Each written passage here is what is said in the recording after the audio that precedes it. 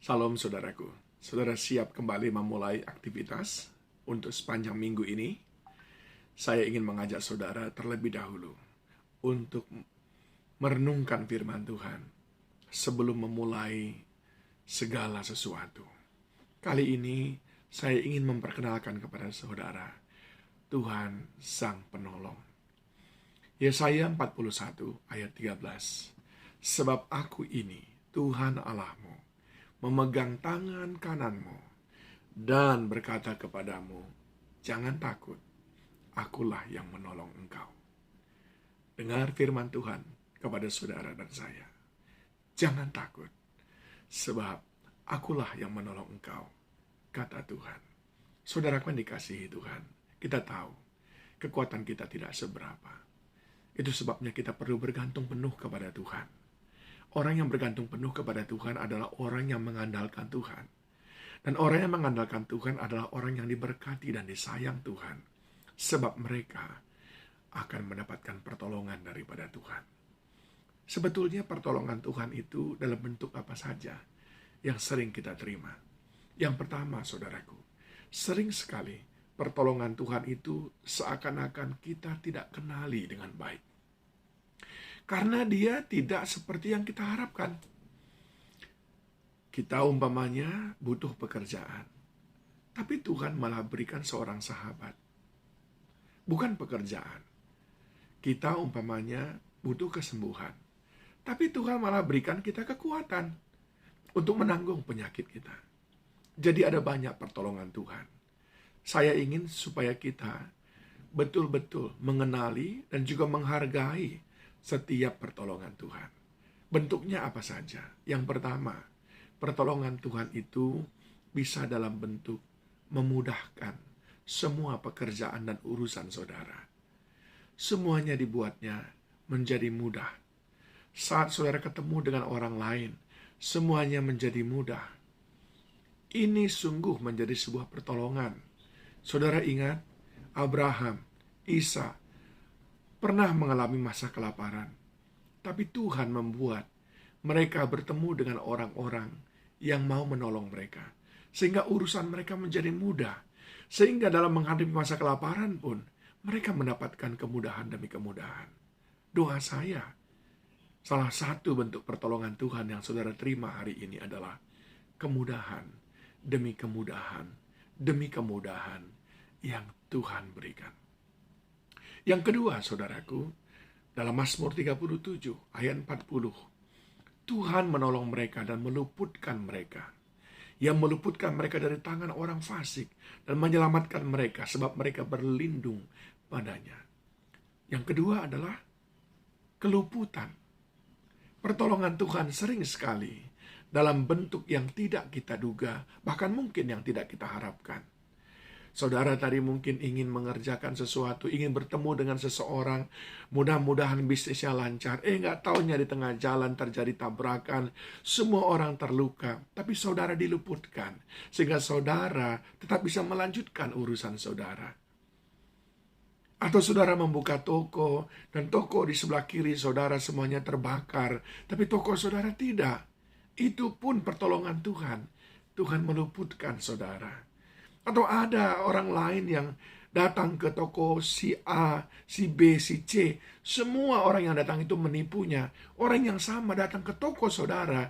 Tiba-tiba pegawai saudara mengatakan, maaf, hari ini kami belum bisa layani Bapak. Maaf, bos belum ada. Tuhan tadi tidak mengizinkan saudara datang cepat-cepat ke toko. Supaya saudara tidak ketemu dengan orang itu. Sehingga saudara tidak tertipu. Diluputkan oleh Tuhan. Ingat? Yang pertama tadi, dimudahkan oleh Tuhan. Dan yang kedua adalah diluputkan oleh Tuhan. Dan yang ketiga, ia menyediakan pertolongan bagi orang yang jujur. Menjadi perisai bagi orang yang tidak bercela lakunya. Amsal 2 ayat 7. Tuhan menjadikan dirinya menjadi perisai bagi saudara. Pertolongan yang ketiga adalah perlindungan. Ya, kemudahan, keluputan.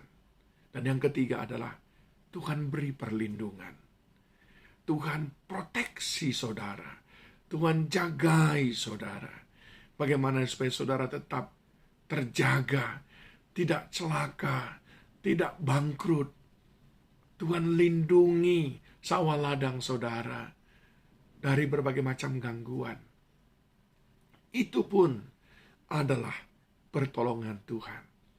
Dan yang keempat adalah Mazmur 3 ayat 3. Banyak orang yang berkata tentang aku, baginya tidak ada pertolongan daripada Allah.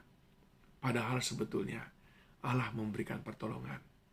Yaitu apa? Pengharapan. Tuhan, Dialah pengharapan kita. Dan Dia yang sering sekali berbicara kepada hati kita untuk menanamkan pengharapan itu. Kolose 1 ayat 27. Kepada mereka Allah mau memberitahukan betapa kaya dan mulianya rahasia itu di antara bangsa-bangsa lain. Yaitu Kristus ada di tengah-tengah kamu. Kristus yang adalah pengharapan akan kemuliaan. Saat hati gundah gulana, kata pemazmur, aku teringat akan Engkau yang selalu memberikan pengharapan. Saat saudara melihat situasi sangat tidak menguntungkan akhir-akhir ini, BBM akan segera naik lagi. Tapi itu tidak membuat saudara menjadi orang yang linglung. Saudara mendapatkan pertolongan. Memang bukan sekarung uang, tapi berupa pengharapan, yaitu engkau sekali-kali tidak akan ditinggalkan oleh Tuhan. Ingat, di dalam Mazmur 42 ayat 4-5, inilah yang hendak ku ingat, sementara jiwaku gundah gulana, bagaimana aku berjalan maju dalam kepadatan manusia, mendahului mereka melangkah ke rumah Allah dengan suara sorak-sorai dan nyanyian syukur dalam keramaian orang-orang yang mengadakan perayaan.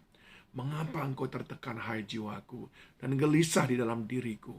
Berharaplah kepada Allah, sebab aku akan bersyukur lagi kepadanya, penolongku dan Allahku.